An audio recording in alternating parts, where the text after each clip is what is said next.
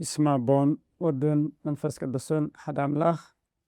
سلام جابر بالسب كمي كنيهم كمي حديكم جابر أملاخنا سمسكنخون سلنا فقد خوينو خمسة السلام الرخاب كن الرخاب سلس فقدنا أملاخنا سكنا نفس حيو نيلوم ما أنتي فقد أملاخ تدالينا زلت مرتي منجستي ناي قبرت فقدو زبلي منجست نايمن ناي قبرتي فقدو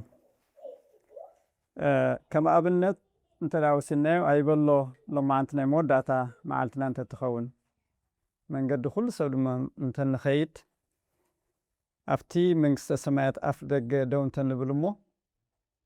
تنقول سماين مدرن دما نابزي سلام أنت أخي أتوقع أنت زبل الناس أنتاي مخانا ملسنا زبل بعين حلنا أنت نسألو من الواش نزحتو زي ملس زخون كابزي أرسل زخون رخبينا مالتي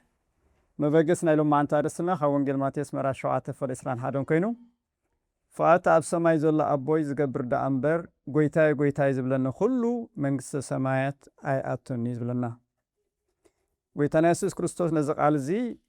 زهابلو في اللي أفتنا يمود داتانا يكرن سبكتو نكرن سبكتي لنا نقلسو وانقل ماتيس مراف حمشته مراف شدشته خمدما مراف شعاته ስለዚህ ናብቲ ፍጻሜ ገጽ ኣብ ዝኸደሉ ግዜ ኢነዚ ትምህርቲ እዚ ሂቦ ማለት እዩ ኣቐዲሙ ግን መንግስቲ ከም ዘላ መንግስቲ ተዳሃልያ ድማ ናይ ግዲ ንጉስ ኣሎ ማለት እዩ ንጉስ ተዳሃልዩ ድማ እቲ ንጉስ ነታ መንግስቲ ዘመሓድረሉ ሕጋጋት ድማ ኣሎ ማለት እዩ ስለዚ ኣባላት ናይታ መንግስቲ እቲኣ ክኾኑ ዝደልዩ እንታይ ዓይነት ባህሪ እንታይ ዓይነት ስነ ምግባር እንታይ ዓይነት ኣነባብራ ክህልዎም ከም ዘሎ ዲቴይል ብዝኾነ መንገዲ ምስ ጠቐሰ ኣብ መወዳእታ ድማ ካብ ነቢያት ሓሰት ተጠንቀቁ ዝብል ኣኽሪሩ ብጣዕሚ ይሕሚም እዩ ዝዛረብ ቃል ኣምላኽ ማለት እዩ ስለዚ ኣብዚ ሓሳብ ዝክዛረብ ከሎ ብዛዕባ ናይ ስሕተት ነቢያት ክዛረብ ከሎ ፍቓድቲ ኣብ ሰማይ ዘሎ ኣቦይ ዝገብር ዳ እምበር ጎይታይ ዝብል መንግስቲ ኣምላኽ ዝኣቱ ኣይኮነን ኢሉ ዝተዛረበ ማለት እዩ ናልባሽ ብዙሕ ግዜ ነቲ ናብ መንግስቲ ኣምላኽ ምእታው ከምዚ ጉጉይ ዝኾነ እንታይ ዝበሃል ኮንፊደንስ ወይ ድማ ውሕስነት ስማዓና እዩ ናልባሽ ኣብ ገለገለ ንምርኮስ ንኸውን ግን ሎማዓንቲ ኣበይና ክንውከል ዘለና ናይ ምድሓልና መሰረት ናብ መንግስቲ ኣምላኽ ናይ ምእታውና መሰረት እንታይ ክኸውን ከም ዘለዎ ቃል ኣምላኽ ብንጹር ሎማዓንቲ ክነግረና ማለት እዩ ቅድሚ ናብ ትምህርትና ምኻድና ዝመተው ዝምስበልኩ ዝዕለዚ ሳልሳይ ሰንበት ናይቲ ኣቲና ዘለና ዘመነ ክረምቲ እዩ ኣብዚ ሓለፈ ከም ዝተገልጸልና ድማ እዚ ዘለናዮ ንኡስ ዘመን ዘርኢ ደመና ጠል ዝበሃል ኮይኑ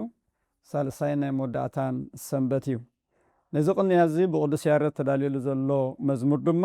ንጉስ ውእቱ ክርስቶስ ወይ ድማ ክርስቶስ ንጉስ እዩ ዝብል እዩ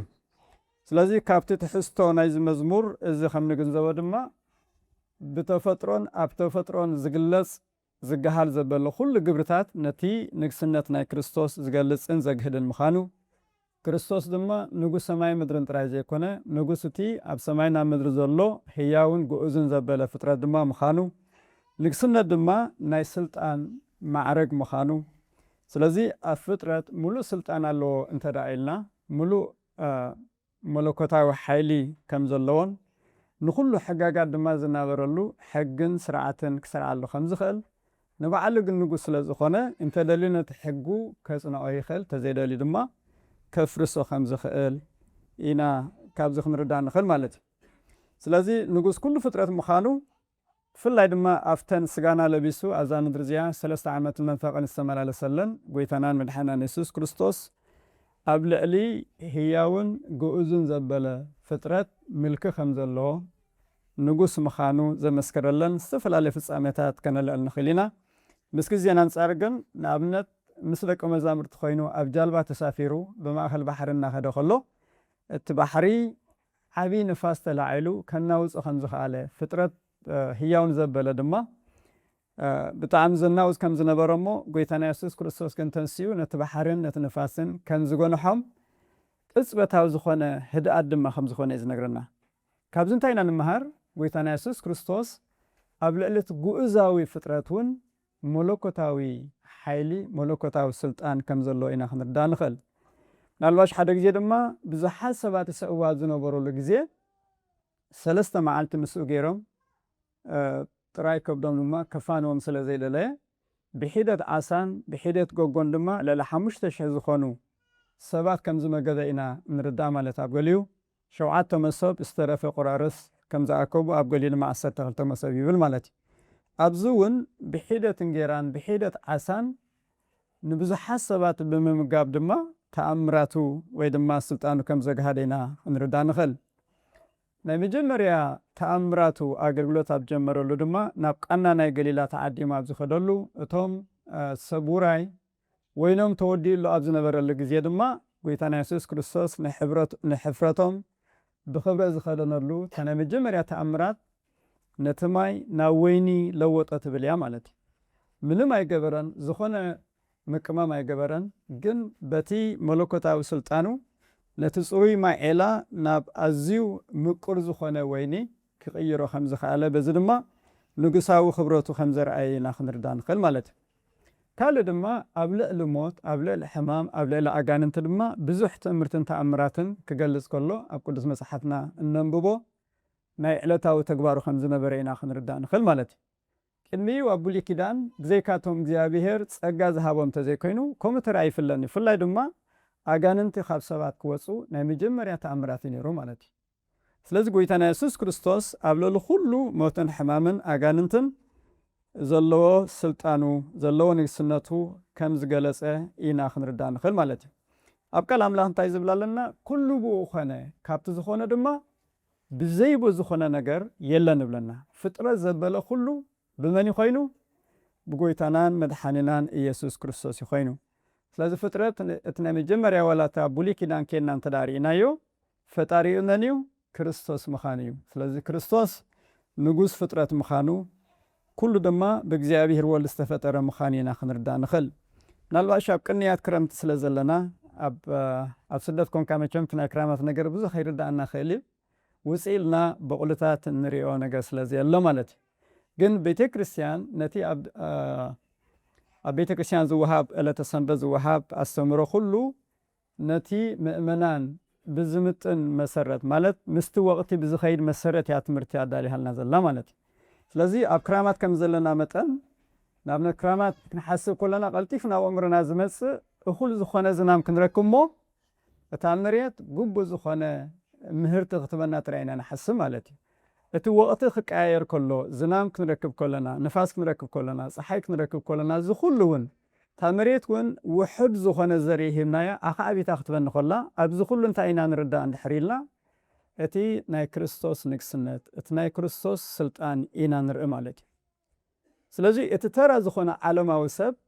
ብዛዕባ እቲ ክሓፍሶ ዝኽእል ምህርቲ ጥራይ እንተሓሰበ እትስ ኦኬ ማለት እዩ ዝርድኦ ነገር ስለዘየሎ ማለት እዩ ንሕና ግን ከም ክርስቲያናት መጠን ዝተፈላለየ ወቕቲ ክንሪኦ ከለና ዝተፈላለየ ዝናማትን ፀሓያትን ንፋሳትን ክንሪኦ ከለና እታ መሬት ድማ ለሚዓን ዓንቢባን ክንሪኣ ከለና እዚ እውን ግብሪ ኣምላኽ ምዃኑ ስለዚ ነዚ ግብርታት ዘርእና ድማ ንእግዚኣብሔር ዝግብኦ ስግደትን ዝግብኦ ኣምልኾን ክንህቦ ግቡእ ናይ ማለት እዩ እንስሳ ኸማን ንፋስ ክነፍስ ከሎ ደበና ክደባነ ከሎ ናይ ሓሬት ሽታ ይሽትተን እሞ እንታይ መፅእ ከም ዘሎስ ይርድአን እዩ ማለት እዩ ስለዚ ንሕና ድማ ዝናም ስለ ዝረኣና ምህርቲ ጥራይ ዝረአየና እንተኮይኑ ካብቲ ናይ እንስሳ ዘፍሊ ምንም ኣይገበርናን ማለት እዩ ስለዚ ብስልጣኑ እናተመሓደርና ካብ ኢዱ እናበላዕና ብልዕላዊ ስልጣኑ ድማ እናነበርና ነቲ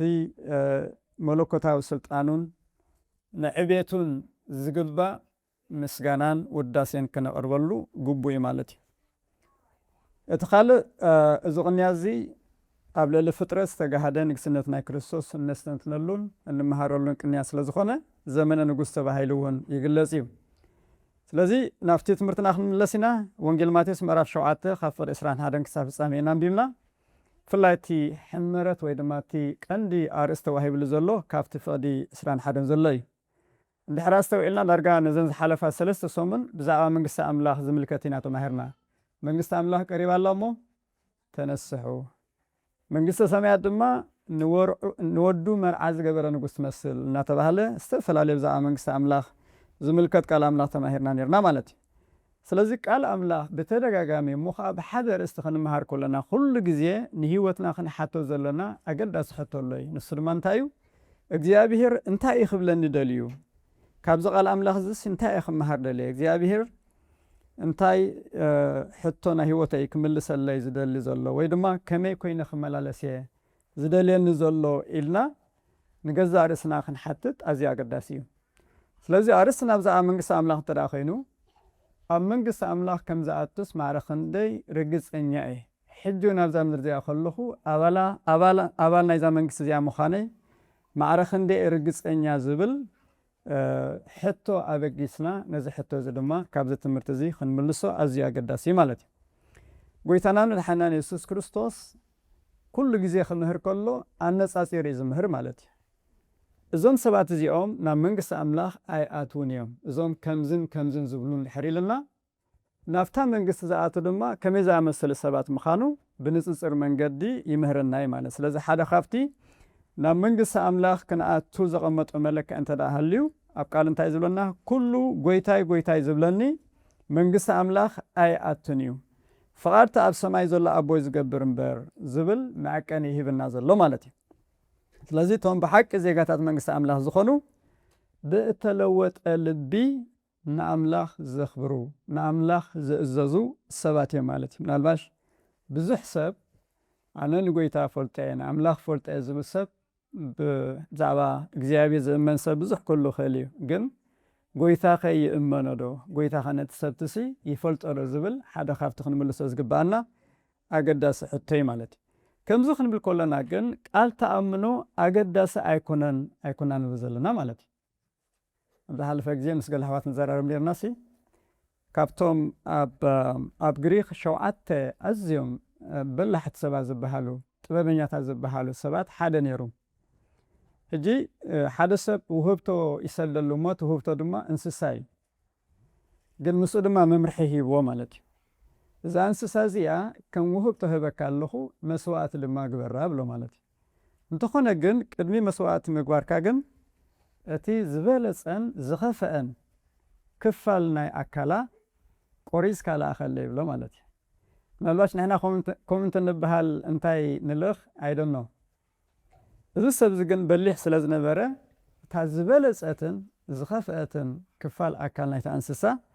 መልሓስ ኢሉ ብምሕሳብ ነታ መልሓስ ቆሪፁ ይልኸሉ ማለት እዩ። ናይ ብሓቂ ጥበበኛ ሰብ ስለ ዝነበረ ድማ ብትኽክል ነቲ ዝደልዮ ዝነበረ መሊስሉ። ምክንያቱ እቲ ዝበለፀ ተኣምኖ እቲ ዝበለፀ ጸሎት እቲ ዝበለፀ በረኸት ብኣፍና ኢና ነውሶ ማለት እዩ። እቲ ዘኸፍአ ነገር ፀርፊ መርገም ድማ ብኣይና ነውፅኦ ማለት እዩ። ስለዚ ንክልቲኡ ክንጥቀመሉ ንኽእል ኢና። ስለዚ ነይናይ ክንጥቀመሉ ከም ዘለና ግን ንውስን ንሕና ኢና ማለት እዩ። ስለዚ እቲ ዝበለፀ ቃል ተኣምኖ በዛ ልሳን እዚኣ ኢና ንፍፅም ንምባል የምፅየ ማለት እዩ። ስለዚ ጎይታና መድሓኒና ኢየሱስ ክርስቶስ ብዛዕባ ተኣምኖ ይፃረር ኣይኮነን ዘሎ ማለት እዩ። ብቓልካ ምእማን ሰረተ እምነትና ዝድግፎ ቃል ኣምላኽ ዝድግፎ ቅኑዕ ብህሎይ ማለት እዩ። ሐዋርያ ቅዱስ ጳውሎስ ንሰብ ፊልጵ እንታይ ኢሉ ኣሎ? ኣብ ሰማይን ኣብ ምድርን ኩሉ ብርኪ ንስም ኢየሱስ ክርስቶስ ክንብርከኽ ልሳን ዘበለውን ንኽብሪ እግዚኣብሔር ኣቦ ኢየሱስ ክርስቶስ ጎይታ ምዃኑ ክእመን ኣምላኽ ናብ ልዕሊ ኩሉ ልዕሊ ዘበሎ ካብ ኩሉ ስም ድማ ልዕሊ ዝበለ ስም ሃቦ ኢሉና ኣሎ ኣብ ፊልጵ 2:11። ስለዚ ብቓልካ ምእማን ኣገዳሲ ነገር እዩ። ፀገም ዝኸውን ዘሎ ግን ኣብኡ ደው እንተደኣ ኢልና እዩ ማለት እዩ። ካብኡ ክንቅፅል ክንክእል ኣለና። ስለዚ ጎይታና ኢየሱስ ክርስቶስ ናይ ብሓቂ ጎይታ እዩ፣ ገዛ እዩ፣ መላኺ እዩ። ነዚ ምእማን እዚ ብኣፍካ ምውሳዕ ድማ ሓቀኛ ትሕዝቶ ዘለዎ ምእማን እዩ ማለት እዩ። ስለዚ ምእማን እዚ ከምቲ ኣብ ቃል ኣምላኽ ነንብቦ ኣጋንንቲ ወይ ሰይጣን እውን ይእመንዎ ማለት እዩ። ሰይጣን ፈቲፅ ፀልዩ ብፍላይ ሓደ ግዜ ኣብ ቅድሚ እግሪ ጎይታና ኢየሱስ ክርስቶስ ክንብርከኽን ጎይትነቱ ድማ ክእመን እዩ። ሕጂ እውን ይእመን እዮም። ጎይታና ኢየሱስ ክርስቶስ ስጋና ለቢሳ ኣብ ስጋ ሃደሉ ንመጀመርያ ግዜ ዝተገልፀሎ ማለት ጎይትነቱ ዝተኣመኑ ኣጋንንቲ እዮም ነይሮም። ስለምንታይ ብዘይ ግዜ ክተሳቂና መጻኻ ኢሎም ክረእዱን ክንቅጥቀጡን ክፈርሁን ከለዉ ኢና ንሪኦ ማለት እዩ። ስለዚ እዛ ተኣምኖ እዚኣ ኣጋንንቲ እውን ክእመንዋ ይኽእል እዮም። ካብኡ ሕልፍ ዝበለ ምእማን ሕልፍ ዝበለ ብናብራ ዝግለጽ ምእማን ግን ክህልወና ኣለዎ ማለት እዩ። ስለዚህ አቤት እግዚአብሔር ንዊሕ ግዜ ክንመላለስ ከለና እንላመዶ መንፈሳዊ ቃላት ኣሎ ጽቡቕ ድማ እዩ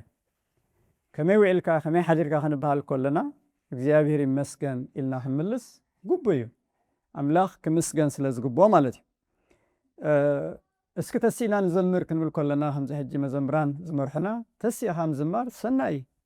ምጽላይ ሰናይ እዩ እዚ ነትን ጽቡቕ ነገር ምግባር ሰናይ እዩ ማለት እዩ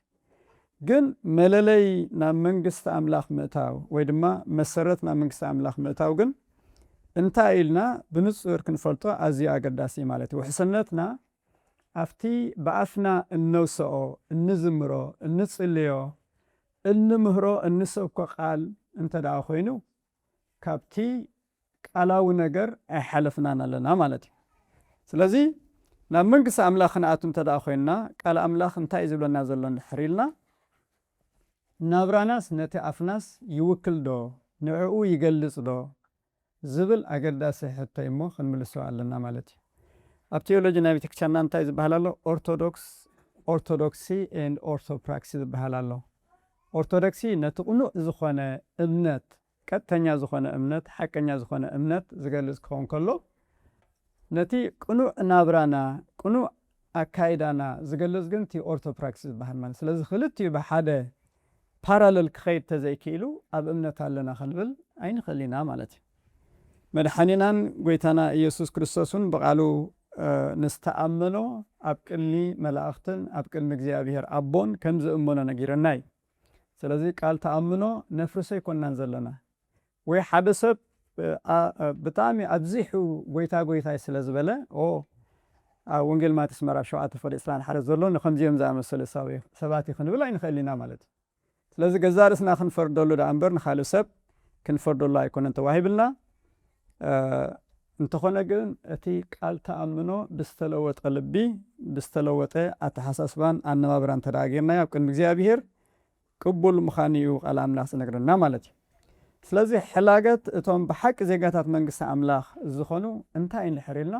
ፍቓድ ኣምላኽ እዩ ስለዚ ጎይታና ኢየሱስ ክርስቶስ ድሕርቲ ናብ መንግስቲ ኣምላኽ እዞም ሰባት እዚኦም ጎይታይ ጎይታይ ጥራይ ዝብሉ ኣይኣቱን እዮም ምስ በለ ግን እቶም ዝኣቱ ድማ መን ምዃኑ ኣነፂሩ ነጊርና ኣሎ ስለዚ ቃል ኣምላኽ እዚ ነትን ግደፍ ኣይትግበር ክብለና ከሎ እንታይ ድማ ክንገብር ከም ዘለና ይነግረና እዩ ማለት እዩ ካብዚ ውፃእ ክብለና ከሎ ናበይ ክንኣቱ ከም ዘለና ድማ ይነግረና እዩ እዚ መንገዲ መርገምን መንገዲ ሞትን ይኽብለና ከሎ መንገዲ ህይወትን መንገዲ በረኸትን ድማ ኣይናይ ምዃኑ ብንፅፅር መንገዲ ይነግረና እዩ ስለዚ ጎይታይ ጎይታይ ዝብል ጥራይ መንግስቲ ኣምላኽ ኣይኣቱን ምስ በለ ናብ መንግስቲ ኣምላኽ ዝኣቱ ድማ መን ምዃኑ ብንጹር ኣቐሚጥና ኣሎ ስድማ እንታይ እዩ ፍቓድቲ ኣብ ሰማይ ዘሎ ኣቦይ ዝገብር ብዝብል ንጹር ዝኾነ መልሲ ሂብና ኣሎ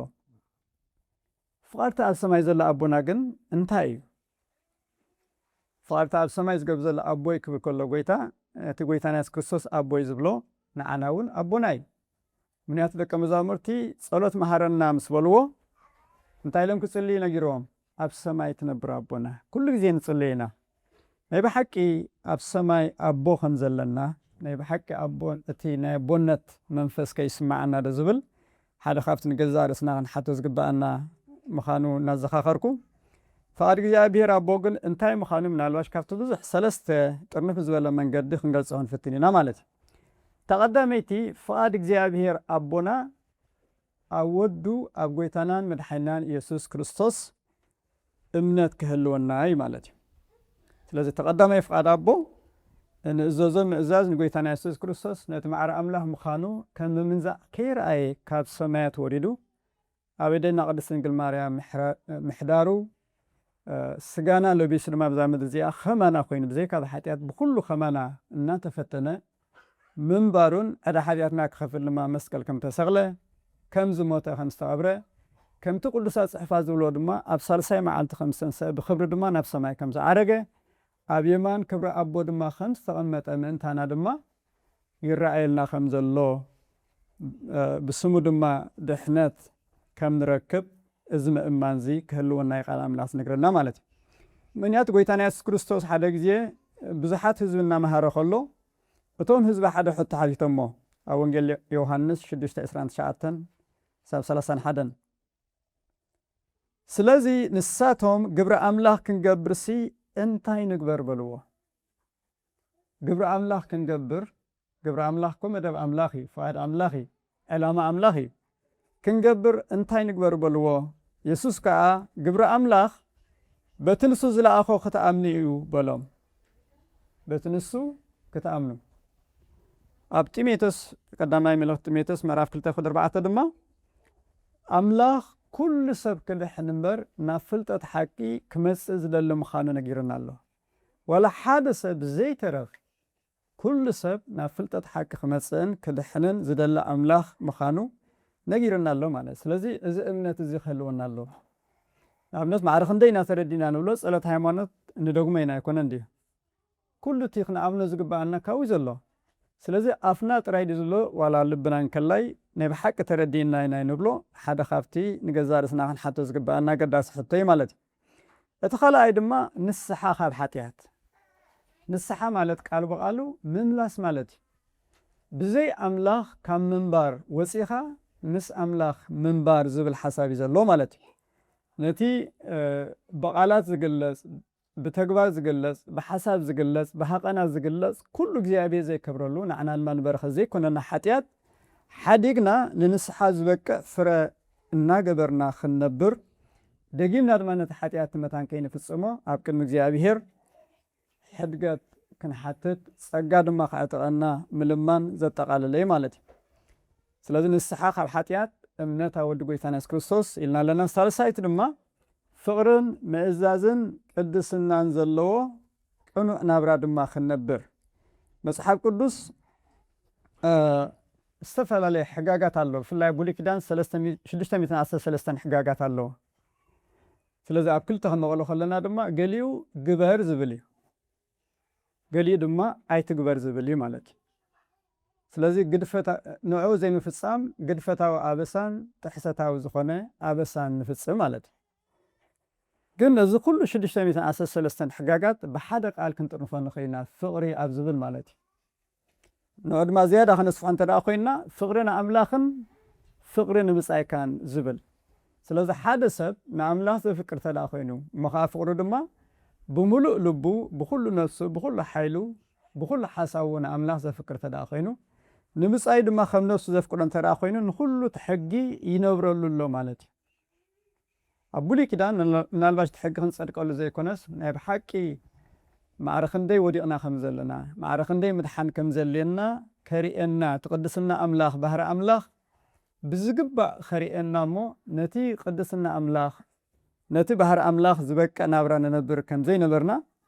ንኸሪአና ኢሉ ይህብና ማለት እዩ ስለዚ ድማ ኩሎም ሓጢኦም ክብሪ ኣምላኽ ሲኖም ዝብለና ማለት እዩ ነቲ ሕጊቲ ብምፍጻም ሓደ ሰብ እኳ ክጸድቕ ዝኽእል ኣይነበረን ስለዚ ንብጻይና ከነፍቅር ምኽኣል ብጻይና ድማ እቲ ረድኤትና ዘድልዮ ሓገዝና ዘድልዮ ኣክቹዋሊ ኣብቲ ናይ እንግሊዝኛ ጎረቤትና ዝብል ቃል እዩ ዝጥቀመሉ ማለት ኔበር ስለዚ ነቲ ሳምራዊ ሰብኣይ ነቲ ወዲቑ ዝነበረ መሰል ዓሎ ነቲ ሓታቲ ብሕጊ ድማ ኣዝዩ ምሁር ዝነበረ ሰብ ካብዞም ሰለስተ ነዚ ወዲቑ ዝነበረ ብጻይ ዝኾነስ መን እዩ ኢሉ ምስ ሓተቶ እቲ ምሕረት ዝገበረሉ ኢሉ ኣሎ ማለት እዩ ስለዚ ብጻይና እቲ ምሕረትና ዘድልዮ ደገፍና ዘድልዮ ይቕሬታና ዘድልዮ ዕርቅና ዘድልዮ ክኸውን ይኽእል እዩ ማለት እዩ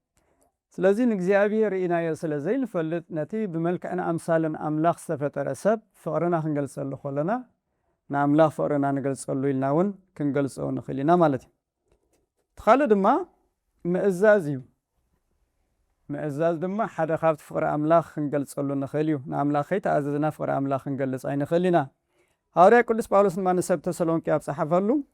ፍቓድ ኣምላኽ እዚ እዩ ቅድስናኹም ኢሉ ኣሎ ስለዚ ኣብ ቃል ኣምላኽ ከምቲ ሰማያዊ ኣቦኹም ቅዱስ ዝኾነ ንስኻትኩም ድማ ቅዱሳን ኩኑ ዝብል ቃል እውን ኣሎና ስለዚ ቅድስና ናይ ኩሉ ክርስቲያን ጽዋዕ እዩ ምቅዳስ ማለት ድማ ምፍላይ ማለት እዩ ንኣምላኽ ዝተፈለኻ ህዝቢ ኮንካ ምንባር እግዚኣብሔር ዝሕጎሰሉ እግዚኣብሔር ደስ ዝብለሉ ህይወት ሒዝካ ምምልላስ ምንባር ማለት እዩ فقد እግዚአብሔር አቦ መፍጻም ግን ንሓደ ህሞት ንሓደ ግዜ ፍጻሜ ዲ ዋላስ ዕድሜና ሙሉእ ክንፍጽሞ ዝግባአና ናይ ዕለታዊ ተግባር ዝብል ሕቶ ቀሪብና ኣሎ ስለዚ ፍቃድታ ኣብ ሰማይ ዘሎ ኣቦይ ዝገብር ዳኣሉ ዳኣምበ ዝብለና ዝፈጸመ ይብለናኒ ስለዚ ከም ክርስቲያናት ክንነብር ከለና ዕድሜና ሙሉእ እግዚአብሔር ዝኸብረሉ ናይ ኣምልኾ ህይወት ሒዝና ክንመላለስ ቃል ኣምላኽ ነግረና እዚ ማለት ግን ፍጹማን ንኸውን ማለት ኣይኮነን بفصمنا حتى كي جبر أبزام الدنيا كمالالس زخالة حدا قويتنا يسوع كريستوس تراي. انتقنا جن أبكال أملاك تايلون نالو نقول سلامن بمسلون تايلون هذا سب شوعات ساي ورد يتنسدما. سلزي أمور أنا زي كونه زلوا تمسير أم تنسان أي زلوا مالتي. أفتنا يدحنات تمرتي ويدما مسرت أمنات كنا مهار كلنا أفتي مسيرنا الصحة زبل انتاي زبل نذكر دحنتنا وحسنتنا يدحنتنا حاتيات أبزي مفس أمنا زي كونس أمن الصحة نايزبل مالتي من ياتو كاب حاتيات عدزوا على سوي دما حاتيات كيف تسمخنا بزخصات سلازيلا سلازيل ماكزيا بهير دقن الصحة خفيتلنا مسيرنا الصحة سريعلنا مالتي ስለዚህ ሁሉ ጊዜ ሓደ ሰብ ተቀዲሰ ክብል ተደኣ ኮይኑ ኩሉ ጊዜ ናይ ንስሓ ህይወት ክህልዎ ከም ዘሎ ቃል ኣምላኽ ብንጹር ይነግረና ማለት ስለዚህ ፍቃድ ኣምላኽ ምፍጻም ናይ ሓንቲ መዓልቲ ተግባር ዘይኮነስ ዕለት ዕለት ወይ ድማ መዓልታዊ ናብራና ክንፍጽሞ ካብ ዝግባአና ኣገዳሲ ጉዳይ ማለት እዩ ምእዛዝ ዘይብሉ መንፈሳዊ ንጥፈታት ከእግዚአብሔር ከመይ ዝርዮ ማለት እዩ እዙዝ ህይወት የብልናን ግን ንሰብኽ እዙዝ ህይወት የብልናን ንዝምር እዙዝ ህይወት የብልናን ንተኮብ ንምጽወት እሽር ነዋጽእ ወዘተ ብዙሕ ነገር ንገብር ማለት እዩ እግዚአብሔር ነዚ ግን ብኸመይ ዝርዮ ንኣብነት ኣብቲ መበገስ ሓሳብና ንድሕር ተመሊስና ካብ ነቢያት ሓሶት ተጠንቀቑ ምስ በለ ገለ ካብቶም ጎይታይ ዝብሉ ሰባት ጽቡቕ ነገር ዝነበሮም ጽቡቕ መንፈሳዊ ግብሪ ማለት እዩ መንፈሳዊ ተግባር ዝነበሮም እንታይ እዮም نامنت تنبيك يزارو نيرهم نزت تنبيك እግዚአብሔር ወይ ድማ ጎይታ ኣይከሓዶን ብስም ክርስቶስ ኣጋንንት የውፁ ነይሮም ነዝውን ጎይታ ኣይከሓዶን ዝተፈላለዩ ብዙሕ ተኣምራት ድማ ይገብሩ ነይሮም ነዝውን ኣይከሓዶን ግን ቀፂሉ እንታይ ኢልዎም ኣቱም ገበርቲ ዓመፃ ከቶ ኣይፈለጥኩኹምን ስለዚ መንፈሳዊ ንጥፈት ምግባርን መንፈሳዊ ፍረ ምፍራይን ደደይኒ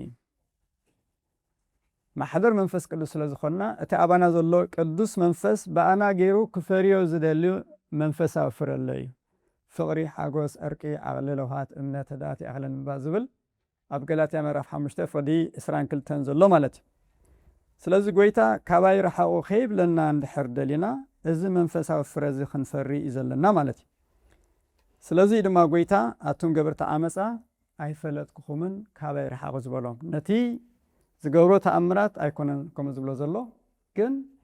ኣምላኽ ዝፈልጠሉ ህይወት ግን ኣይነበሮም እዙዝ ህይወት ኣይነበሮምን ኢና ክንብል ንኽእል ማለት እዩ ምናልባሽ ምዝ ዝኸደልና ሓደ ኣብነት ሓደ ሕሙም ብፅኑዕ ይሓምም እሞ ኣሎ ናብ ዝበሃል ብጣዕሚ ፍሉጥ ዶክተር ይኸይድ እቲ ዶክተር ድማ ኣሎ ዝበሃል ዝተፈላለዩ ዓይነት ምርመራ ገይሩ እቲ ናይ ላብ ውፅኢት ብዘነፀሮም መሰረት ድማ እቲ ግቡእ ዝኾነ መድሃኒት ኣዚዙሉ ማለት እዩ ኣብዚ ዓዲ እንታይ ዝቡና ፕሪስክሪፕሽን ዝበሃል ኣሎ ሓቀ ንሳ ይቡና እሞ ነታ ወረቐት ሒዝና ናብ ፋርማሲ ንኸይድ ነቲ መድሃኒት ገዚና ድማ በቲ መምርሒ ናይቲ ዶክተር መሰረት ነቲ መድሃኒት ክንወስዶ ኣለና ማለት እዩ ኣብ መዓልቲ ክንደይ ግዜና ንወስዶ ክንደይ ዶዝ ክውሰድ ዘሎ ቅድሚ ምግቢ ዶ ድሕሪ ምግቢ ክንወስዶ ከለና ክንጥንቀቆ ዝግባአና ወይ ድማ ኣብ ግምት ከነእትዎ ዘለና ብዙሕ ነገር ይወሃበና እዚ ሕሙም እዚ ናብ ኣዝዩ ብሉፅ ዝኾነ ዶክተር ከይዱ ነቲ ሕማሙ ድማ ብዝግባእ ስለ ዘነፀሮ ብጣዕሚ ተሓጒሶ እናተሓጎሰ ናብ ቤቱ መፂኡ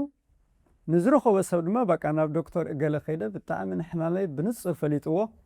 ግቡእ ዝኾነ መድሃኒት ድማ ኣወረቐ ፅሒፉ ሂብኒ ኢሉ ይዛረብ ማለት እዩ ነቲ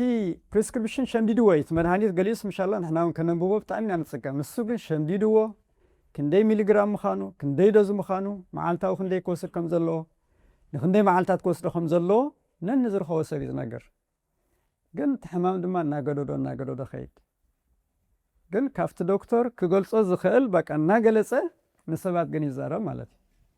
إذا سبزي حمامو مفلاتو تراي مدهانيت مفلاتو تراي نت مدهانيت جزي كوس لوسا زي كالس كاب حمامو حوي خلي حوي كلي بمن تعمر سلازم نحنا دم أنت عينا نجبر حدا هذا جاء قال أملاخ نسبخ نمهر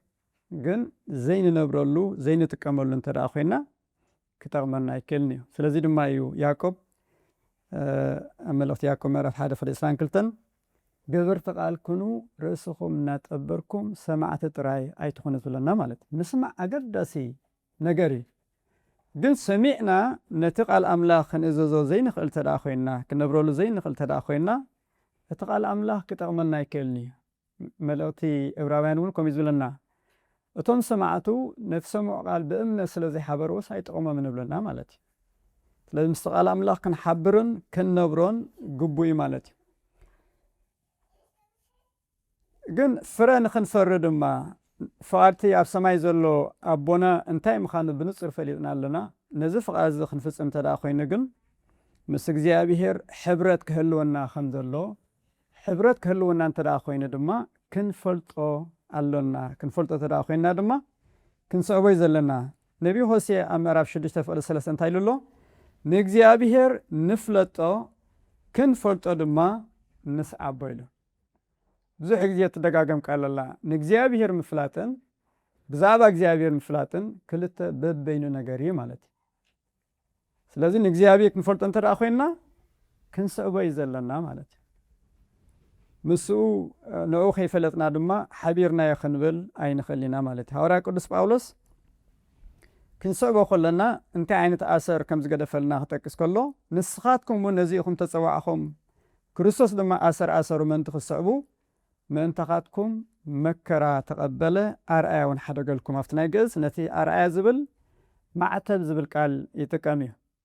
لازم معتب أكسرنا ننتقلمو ملكة مسكال نقبرلو لازم تايز قلقلنا مثالين ملكتني جن كل معتب زقبره مسكال زي نتقلقل نفعل اتي أب سماي زلا أبونا ينبر الله خن بلا نخلينا ولا سلبريتي زبحالو نسيت أنا قلقلتون زقبرو نقاري لذي ملكتن مثالين ترى دايلو خون زخلنبر نيب حكي أمنت زبلنا نيب حكي فقد أملاح نفسن زبلنا جن اتي أوشت أنا أبلبنا زلو معتبنا كريستوسيو سلازم ما يهوري قدس باولوس أو رومي مراف كلتا فد إسلام شمانتن تايبلنا بقدام أهيداو مخان أهيداو أيتقبرنيا اتا بقدام أبسقات قبر قزراتون قزرات هايكونتن كمي أهيداو مالت اتبوشتو أهيداو زخوني قزرات كأب حق زي كونس اتا بمنفس أملاخ أبلب تقبريا كمزة مسألة سمسقانو كاب أملاخ ينبر كاب سبا يكونن إلو بقدام إن لبسو معتب كمزلو بوشت لما إن لبسو معتب ويدما ناي كريستوس مخالنا زنصر ملكت كمزلو يقال أملاخ سنقرنا مالتي سلازي أثر كريستوس كنسعب كلنا أثر فقرو أثر تأقستو أثر تحتنو كنسعب كمزلنا يقال أملاخ سنقرنا مالتي سلازي بحرياتنا كفريو زلنا فره ويدما ببحريانا بتي تقبارنان بحرينا كنفريز قبارنا فره خمزلو إذا فرز دما أفتي مسرت كنهلو خمزة خلنا يقال أملاخ سنقرنا مالتي لبي مكياس ونتايلو مكياس أبشلش تشمنت إجزاوي سنة يزبلا أفليتنا الله وقنعنا خنقبر نحرت كأخن فتو أبكن ميو أبكن ما أملاخون بتحتنا خنبر تزيكوينو خبنا زلليو حنت نقر كويلا سلست نقر تايسلو كنعنا محرت تحتنا إزي حدا خافت خن لفسز قبعنا بحري مللينا كخون كمزلو إذا نقرنا مالتي ويتنام الحنان يسوس كريستوسون أنا حرخكم من برن استخاكم يحرخكم منن كتكودن فراغ تفارين فراغون نبارك خاون نبوب سميز لهم منكم مزبلة من تخبكو كهبكم نزم مدبكو خوم لنا سلازي اجزيابيهر آبانا زلو مدب فراغ فري اجزيابيهر زخبرلو فرا من قصة أملاخ نخنا عطو زخلنا فرا إذا ما فرا مئزاز إلنا خنقلسو نخلنا مالا سلازي ناي بحكي تأملاح زدليو نمانقص أملاح دما خاتونا زخيل منفسا وفره ويد ما فره منفس كلوس نفر مهلاونا زي مهلاونا قزار اسنا خن فتش قزار اسنا خن مرمر استسرع لنا مال اختي مالتي أما علتو نبرانا نقال እግዚአብሔር منبر دما حدا خافتي فرخ نفرز زخلنا فقاد እግዚአብሔር كنفصم دما زخلنا مخانو ردي مالت نابنت تي أبيت كريستيان نحلفو غزي بمنصر تي كابيت كريستيان وصان نحلفو غزي انتلارينايو زماتاتنونا يكونن أبيت كريستيان نحلفو غزي بتان حيدتي تزبزح غزينا كاب قصر بيت كريستيان وصاينا نبرو مالت سلازي أبيت كريستيان كن هلو خلنا تراي فقال أملاخ دذكرنا انترا أخوينو قال أملاخ دذكرنا تراي انترا أخوينو ويد ما تفرات أملاخ دذكرنا تراي انترا أخوينو أبتخال غزي خلا أمو لازم حدا كريستيان أبزي كريستياناو نابرا خنبري أبزي جن زي كريستياناو أوكي زبها النجار يلن مالتي سلاز زي كريستياناو نابرا خنبرولو نخيل بوتا سفرا غزي يلن مالتي كل حدا لك أتي أبيت كريستيان كنكون كلنا سمعنا فرحات أفكالون سمعنا له مالتي نالباش أبنت كخلنا زخلو فار እግዚአብሔር እንታይ መኻኑን ምዝካር ዘኸለና ናብነት ግርጭ መሰጋት መና فار እግዚአብሔር ይረኽን ብል ከም ዘለና ይነግረና እዩ ንንጹህ አካይዳ ዝምልከት ድማ فار እግዚአብሔር ብቅድስና ክንመላለስ መኻኑ መዝገብን ትሕዝቶና ዝምልከት ድማ فار أملاخ ቅንዕናን ክህልወና ልግስን ያእኽለን ንምባል ክህልወና ኣብ ውሳኔታትና ድማ እግዚአብሔር ኣብዚ ውሳኔ እዚ እንታይ ኮን መወሰን ኢልና ብመንፅር እግዚአብሔር كنوسن ناتين بلو نجر زي كونس እግዚአብሔር እንታይ መበለ ክንብል ከም ዘለና ኣብ ነብረሉ ከባቢ ድማ ብፍቅርን ብትሕትናን ሓድህና ብምግልጋል ክንነብር ከም ዘለና ይቃል ኣምላኽ ነገርና ማለት እዩ ናልባሽ መወዳእታ ሓንቲ ኣብነት ዒሰኽ ወዲ ሓደ ሰራሕተኛ ሓድሽ እንተዳ ተቆፂሩ ንኣብነት ሓደ ሰብ ዝፈልጦ ሰብ ስለ ዝነበረ ከምዚ ብፀጋ ንብሎ ማለት እዩ ናብ ሓደ ኣዝዩ ብሉፅ ዝኾነ ኩባንያ ከም ሰራሕተኛ ተቆፂሩ ስለዚ እቲ ናይ መጀመርያ ኦሪየንቴሽን ተዋሂብዎ ባች ተዓዲልዎ ብጣዕሚ ሰብ ተሓጒሱ ማለት እዩ ስለዚ ካብ ገዙ ንስራሕ ክወፅእ ከሎ ተጠንቂቁ እታ ባች ዝገብራ ማለት እዩ ሽሙላ ኣበይ ናይ ትካል ከም ዝሰርሕ ንዝረኸበ ሰብ ድማ ኣነ እኮ ኣብ ከምዚ ትካል ይሰርሕ እናበለ ተሓጒሱ ብሓዘን ይዛረብ ማለት እዩ ኣፍቲ ዝሰርሓሉ ትካል ድማ ንትካሉ ወኪሉ ኣብ ዝተፈላለዩ ኣኸባታት ድማ ይሳተፍ እዩ ብዛዕባ ሓለቁ ድማ ስለ ዝፈልጦ ብዛዕባ ፅቡቅ ነገር ይዛረብ ማለት እዩ ልዑል ዝኾነ ክብሪ ኣለዎ እንተኾነ ግን እቲ ናይ ቀረባ ሓላፊኡ ስራሕ ክህቦ ከሎ እቲ ስራሕ ብዝግባእ ኣይሰርሕን ማለት እዩ ስለምንታይ ኢኻ ስራሕኻ ብዝግባእ ዘይትሰርሕ ኣብ ግዜኡ ዘይትፍፅም ኢሉ ኣብ ዝሓተሉ ግዜ ድማ እንታይ ዝምልስ ኣነ እኮ ሰራሕተኛ ናይ ዝትካል እየ ባቸ ይረአዮ ነቲ ሓለቓ ድማ ይፈትወ ኣብ ዝተፈላለዩ ኣኸባ ድማ ተሳቲፈ ኣለኹ እናበለ ንዕኒ ዝደጋግመን ማለት እዩ እዚ ትብሎ ዘለኻ ሓቂ እንተኾነ ግን ናይዞም ኣብዚ ትካልና ዘሎ ሰራሕተኛ ባህሪ ግን ኣይተላበስካን ኣለኻ ኣብዚ ክትሰርሕ ኢኻ መፂኻ ስለዚ ግቡእ ስራሕካ ትሰርሕ ኣየለኻን ኢሉ በቲ ስርሑ እዩ ዝወቕሶ ማለት እዩ ምናልባሽ ንሕና ድማ ከምዚ ሰራሕተኛ እዚ ናይ ክርስቲያን ባች ክህልወና ክእል እዩ ክርስቲያን ምዃንና ዘነፅር ኣለባብሳና ክኸውን ይኽእል እዩ ቃላት ኣፍና ክኸውን ይኽእል እዩ ወዘተ ማለት እዩ ግን እሱ ጥራይ ግን ኣኻሊ ኣይኮነን ኢና ንብል ዘለና ማለት እዩ እንታይ ዳ ፍቓድቲ ኣብ ሰማይ ዘሎ ኣቦና ክንገብር ተዘይክኢልና እግዚኣብሔር በቲ ኢምፕሬሲቭ ዝኾነ ቃላትና ኣይሰብዕን እዩ እንተኾነ ግን በቲ እዙዝ ዝኾነ ናብራ እምነትና ክንገልጽ እዩ ዝደልየና ማለት እዩ እቲ ጎይታ ጎይታ ምባል ኣገዳሲ እዩ ንበሎ እንተኾነ ግን ጎይታ ምዃኑ ግን ብናብራና ድማ ዝያዳቲ ናይ ቃላትና ድምፂ ከነስምዕ ወይ ድማ ከነግህዶ እዩ ዝደሊ እሞ 80 ቃል ኣብ ልብና ይሕድሮ ከምቲ ዝተምሃርና ይኹም ኮይንና ክንነብር እግዚኣብሔር ብፀጉ ይደግፈና ፀጋ ጎይታና ኢየሱስ ክርስቶስን ፍቅሪ ኣምላኽን ሕብረት መንፈስ ቅዱስን ምስ ኩላትና ይኹን እግዚአብሔር ባረኩም